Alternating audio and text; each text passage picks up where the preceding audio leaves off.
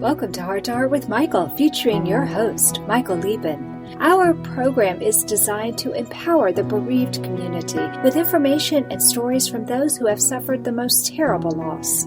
Michael himself, a bereaved father, will be meeting with people from around the world to share and to draw hope from their experiences. And now, here is Michael Liben. Welcome, friends, to the 6th episode of the first season of Heart to Heart with Michael, a program for the bereaved community. Our purpose is to empower bereaved members of our community with resources, support, and advocacy information. Today's show is Preparations for Life Without Me. The greatest challenge, the lifelong mission for parents of a special needs child, is preparing them to survive us. Here with us today to discuss this topic is our guest, Emil Perl Kingsley, author of Welcome to Holland, a widely published and translated piece which compares the experience of someone finding out their child has a disability to having a trip to Italy rerouted to Holland.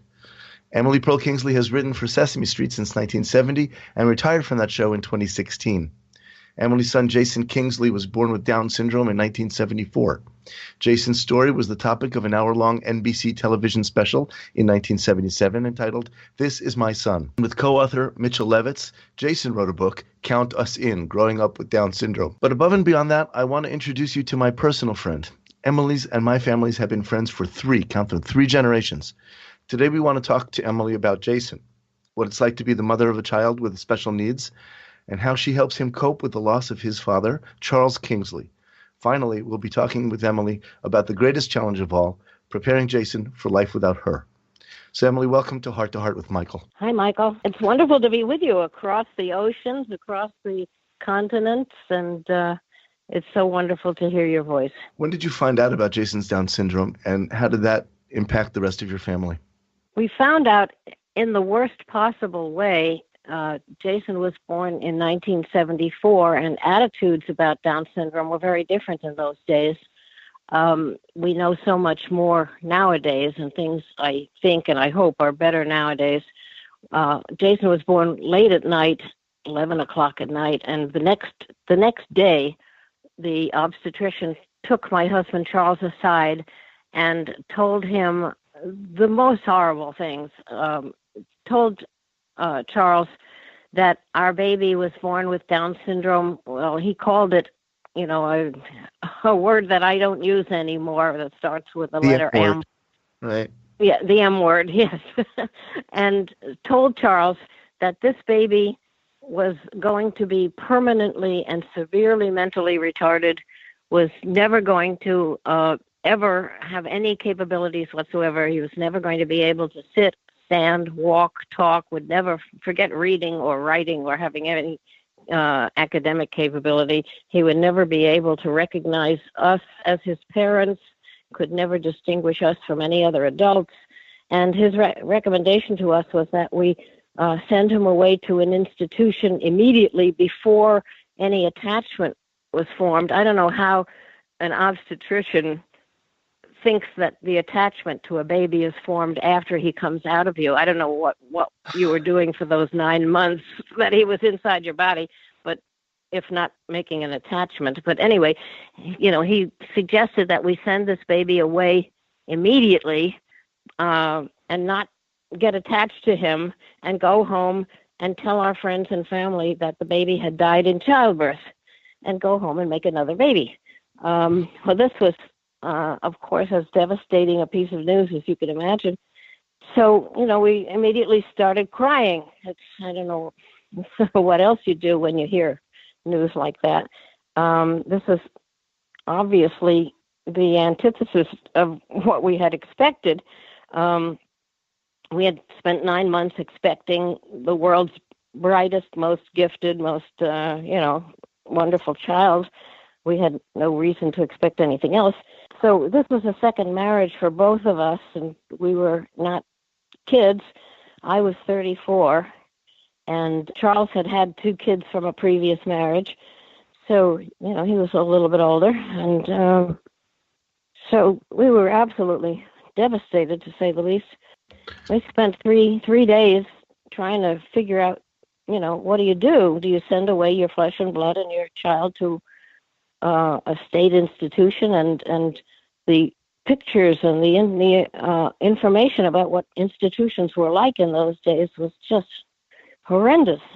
I'm going to slow you down for a second because, and I just want to say the only reason I'm not screaming when I hear this story is because I know it so well. But I hope everybody is completely aghast at what they just heard, and how much we've changed in our understanding of Down syndrome in the last 40 years, and how much of that is due to you. We're going to find out later in the program. Now, you were also fairly lucky. Jason did not have a lot of other medical complications, which sometimes associates with Down syndrome. Is that true? That is quite true, and we were very, very fortunate that Jason did not have any of the other medical complications.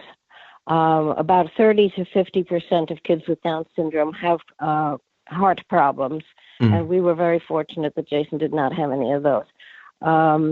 He was born, totally physically healthy. So we were blessed with that. That was the advice that was given across the board in those days. But we have all kinds of data about how kids, the IQ of children are raised by 30 points just by virtue of bringing them home, just by home rearing. Let's put that on one side of the balance from one side of the scale and look at the other side of the scale. Jason did progress. I'm going to ask you what were the resources, but I know the answer is there were no resources. Emily was and is the resource. So tell me about that. Well, what happened was that somebody, this is kind of important, and I'll try to make it as quick as possible. A social worker came in and said to us that there was something very new, very experimental, and that there were some people who believed that if you gave a child a very enriched environment and a very stimulating, that you could perhaps teach a child to some very, very basic elemental skills, like maybe you could teach him to feed himself, something very, very fundamental if you brought him home. And it was called early intervention. It was very, very new.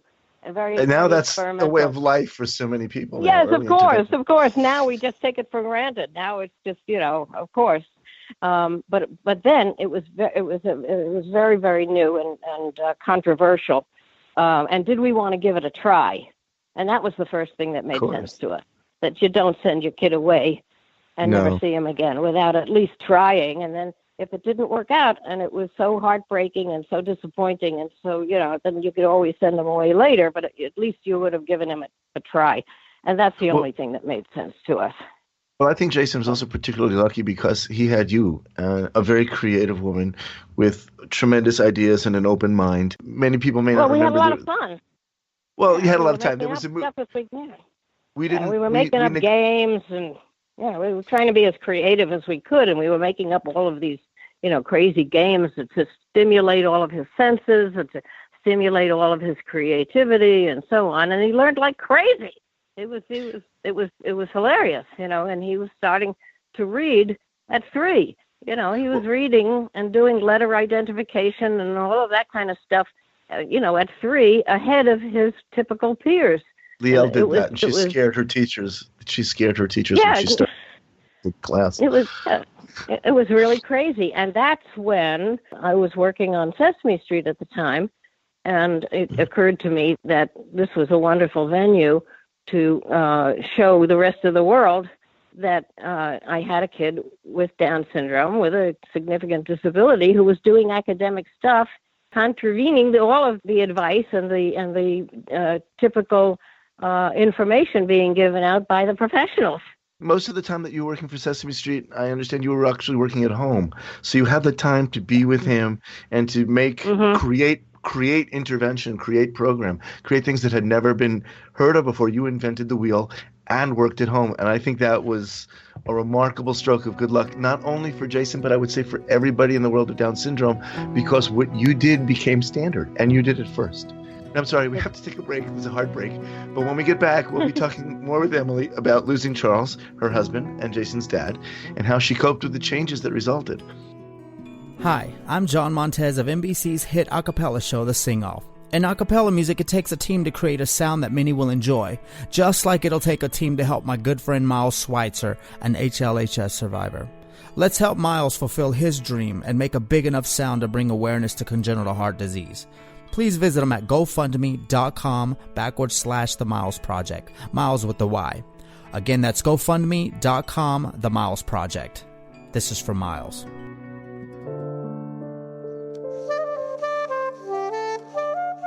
Heart to Heart with Michael is a presentation of Hearts Unite the Globe and is part of the Hug Podcast Network. Hearts Unite the Globe is a non-profit organization devoted to providing resources to the congenital heart defect community to uplift, empower, and enrich the lives of our community members. If you would like access to free resources pertaining to the CHD community, please visit our website at www.congenitalheartdefects.com for information about CHD, the hospitals that treat children with CHD, summer camps for CHD survivors, and much, much more.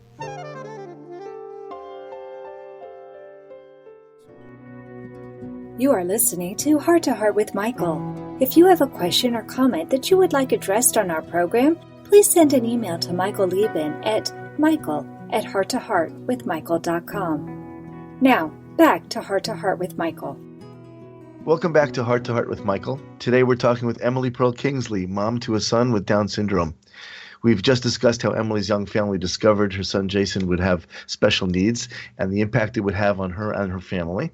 Now we're going to discuss the death of her husband Charles and how Emily and Jason adjusted to life without him. So Emily, how did you meet Charles and when did you get married? Well, Charles and I, it's really a strange story because Charles and I were both married to other people, and we were both in, I guess you'd say, unhappy marriages because we were both in group therapy together. And we were both struggling to get out of unhappy marriages. And then when we were both out of our unhappy marriages, we started seeing each other. So group therapy is a good way to meet people because you know all about each other. And you know what all the bad stuff that you had before and what you don't want to repeat. And so when we got together, it was a very nice and good second marriage. Then we had Jason, and the whole adventure of special needs began. But that was quite an adventure, and it really kind of solidified us in terms of becoming a team to our commitment to do whatever Jason needed to I was going to ask maximize you about that. his potential. I was going to ask you about that because one of the things that Leora and I discovered, now again, I'm comparing, which is a bad idea. I'm talking about Liel, who did not have Down syndrome. She was autistic, and they are not at all the same thing. But when you have a child with special needs, one of two things can happen to your family. It'll split up apart in a second, or it gains a lot of strength and a sense of purpose and mission like it never had before. And we experienced that. And maybe we're just lucky we knew you before we had Liel, because you were in so many ways for us a role model to pull things together and do the right thing at so many different junctures. And if we ever had a difficult time being married, we never had any disagreements or any difficulties whatsoever regarding Liel. And that was the force that really galvanized this family. And I know that in many ways that happened to you and Charles. Can you tell me a little bit about working together like that? It was kind of exciting because especially because of the dire predictions that we had from that obstetrician in the beginning, all of his advances and all of his successes were triumphs, and it was extremely exciting. And also what happened was that we became determined to make sure that other families did not have the negative experience that we had. And we started sharing our experience with as many people, anybody who would stop long enough to listen to us. So we started counseling new families who had babies with Down syndrome, and we went around to hospitals and said, hey, listen, if you have a new family that has a baby, send them around to us and we'll walk them through it. And so we became kind of the family in Westchester County that they would shuttle new families to. That's and amazing. It got to know every family in the county who had a new baby, and they became our kids, and we started getting a network, and parent groups started, growing up, and we made lots and lots of wonderful friends, as the kids grew up and started socializing, and we ended up having a teen group and teen parties. stuff like that. You're chugging along together doing this major effort. I mean, it's not Emily, it's Emily and Charles as one word. And then Charles passed away. So was that sudden? Was that expected? Well, he what got happened? A very weird form of cancer. He had, it was not really pancreatic cancer, but it was in the pancreas area, but it took us a very long time to find out what it really was. Wow. So he had 2.5 years of, trying to track it down and trying to diagnose it and trying to find out what it was. And Jason was around 20 when all of this happened. Did Jason have any prior preparation that one day this might happen, or it was just not a thing to talk about? No, it wasn't. No, it really wasn't. One thing about Jason, I don't know if I can generalize about Down syndrome, but one thing about Jason is he's a pretty narcissistic guy. The world sort of revolves around him. He's not terribly empathetic. So he was living at this school, which is about an hour and a half away from our home. So he wasn't home. So he was not home. Oh, I understand. He wasn't home. So Charles passes away, and Jason's not home. How do you explain all of that to Jason, and how does Jason react? And then after that, how do you help him? How do you help him grieve the loss of his father? It was pretty terrible. It was quite terrible. By this time, Jason was in a little apartment. Charles' big dream was to see Jason living independently in an apartment by himself. And this was really kind of a terrible time in my life, too, because we had gotten this little apartment for Jason and set Jason up in an apartment which is quite near us. And Charles was convinced that Jason could make it on his own. And I didn't realize it at the time, but Charles was kind of sneaking down there every day and helping Jason out. If Charles isn't there to do that, what do we do with Jason? How do we explain to Jason? The minute Charles died, the bottom fell out. Right. And all of a sudden, I found out that Jason wasn't doing what I thought he was. He wasn't keeping the place clean. He wasn't eating properly. He wasn't keeping himself clean. He wasn't shaving. He wasn't, bathing. And was that a result of being alone or being without Charles? Both. It was a combination of grieving and not really having the skills that I thought he had. And he was depressed. I got him a therapist, and I got him a care worker who came in, several hours a day and helped him with all of this stuff. And I panicked, and I started calling the Westchester ARC agency saying he needs more support. He needs to be in a group home. He can't handle it by himself. He doesn't have as many skills as I thought he did. You spoke to me in an earlier conversation about, it was interesting if Jason had a concept of heaven and what he thought about that. Yes. So before we go to a break, if you can close this segment with Jason's contemplating heaven, what that meant. Yeah, he talks about it, and he thinks of his dad being in heaven and looking down on him. And he once said to me, maybe Santa Claus can stop by heaven and bring Dad back for Christmas because it's right nearby, and that would be a great Christmas present for Dad to visit at Christmas because it's so close to the North Pole. I said, well, that sure would be nice if it was possible, but do you think that that's real or do you think that that's fiction? And he said, well, I know it's fiction, but I still believe it. And with that, we're going to run into our second heartbreak. And I appreciate your coming to the program and for being so very candid about the experiences you've had helping a child with special needs and helping him to handle his life and his loss, as well as opening up about your own grief. So please stay tuned. In our next segment, we'll discuss with Emily how she prepares Jason for the future and living without her.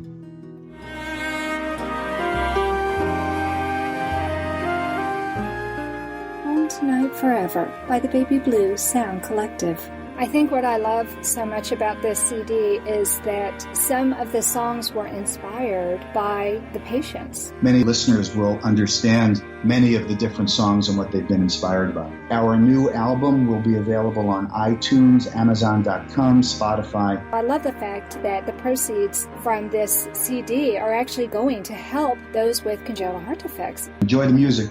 Home Tonight Forever.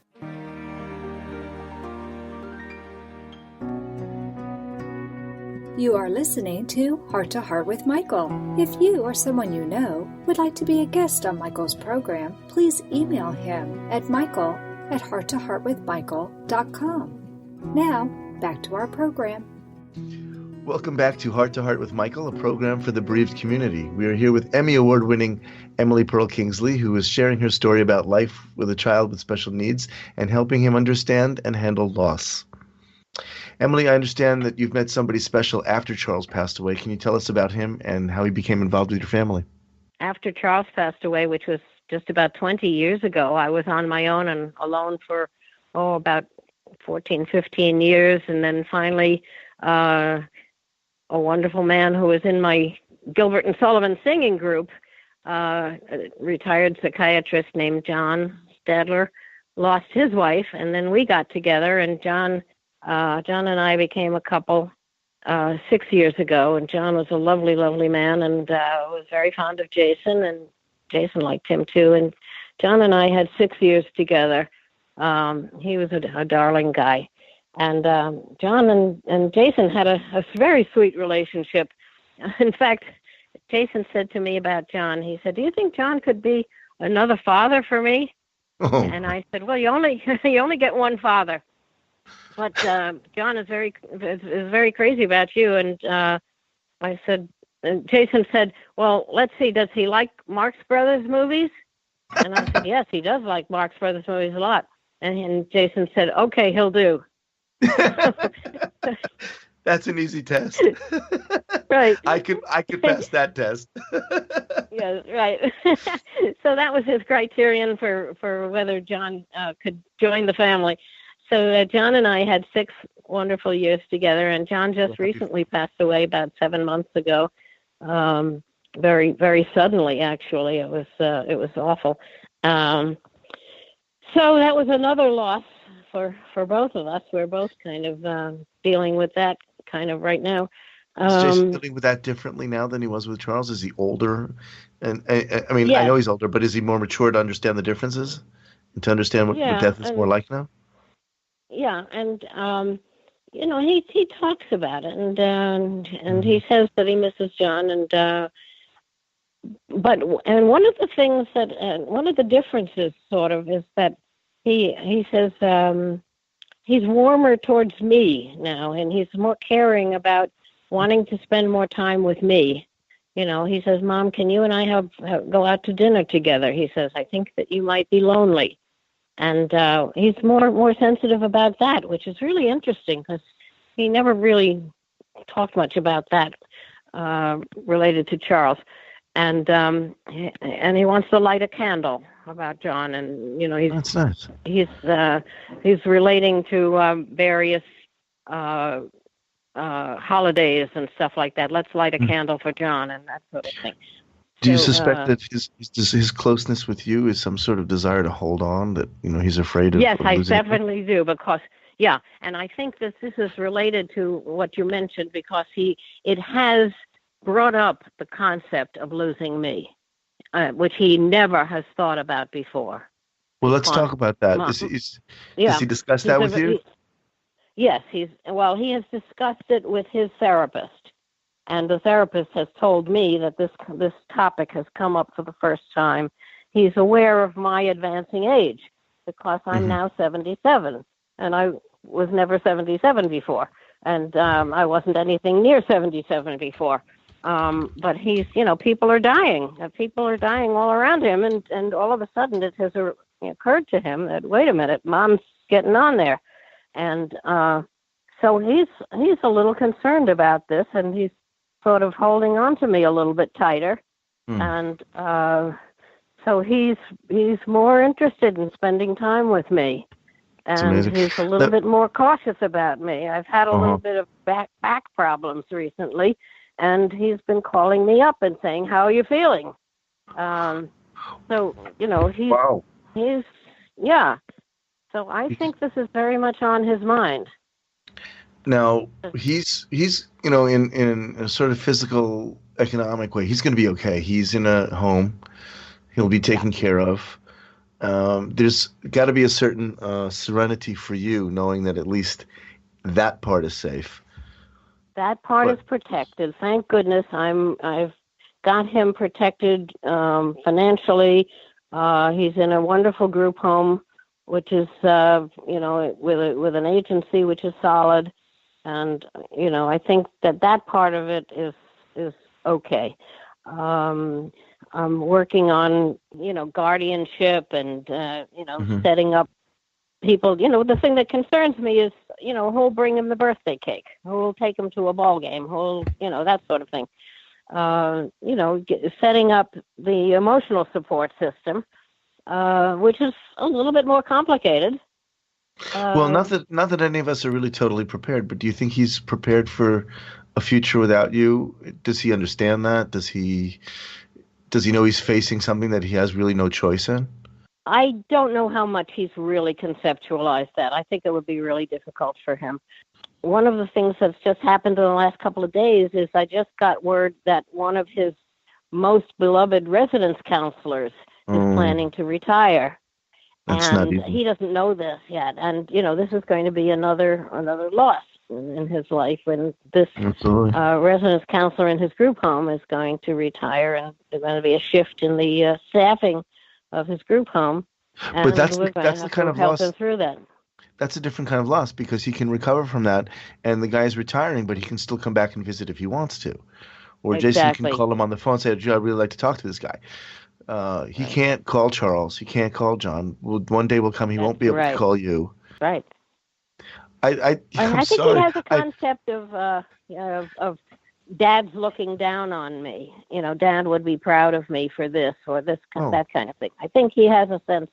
He has some kind of a where he mentions that kind of thing. Well, that may be very useful because it helps keep him on track. He's still doing something for Charles, and that's a very useful, if nothing else, a device to help keep him in where he needs to be. I think that's what works for a lot of people in the concept of heaven and afterlife and that kind of thing. I think that's why heaven and afterlife was invented for people. I think that's why people thought up afterlife in the first place. Well, I have to tell you, afterlife, I mean, I don't generally like to discuss my own personal, especially in public, but it's very comforting. Indeed, yeah. Exactly. I wish I could be as convinced as some of my friends who are so totally convinced they know where they're going, and then it's like they know what seat they've got reserved. I don't have that. Right, I don't either. But when Liel died, I wish I did. When Liel died, a friend of mine came up to me. He says, "Your place in heaven is guaranteed," and he was trying to comfort me because what he said was, basically, you've suffered a lot, you've worked so hard for her, and you did everything you could that you have achieved some sort of saintly status that no matter what you do now, you're going. Well, that's very nice. All right, and people say you will see each other again, and you'll be reunited. A lot of people really, really believe that, and I sincerely wish I did. That would be so nice. And I suppose at those final moments when people are letting themselves go, maybe that's how they do it. I don't know. And we'll only know once. We'll only know once, and we're not there. Right. And so I leave that open. Listen, I'm trying to set up as much as I possibly can for Jason, and I hope he's as secure and happy as he possibly can be. That's my mission. That's my job, and it's my joy. That's what I'm here for. He is, as I said, he's the love of my life. And I think he was more than the love of your life. I think he was the anchor in your life. He was the anchor for Charles and apparently also for John. Jason himself has a very strong magnetic power. I knew him when he was a teenager, and I've spoken to him over the phone occasionally, and I have received New Year's cards for 30 years with his pictures and adventures and stories. He has been for you a real anchor. He's been everything that you need to have a focus. And the joyful part is that you, by contrast, have been a focus and an anchor for so many other people that you've helped.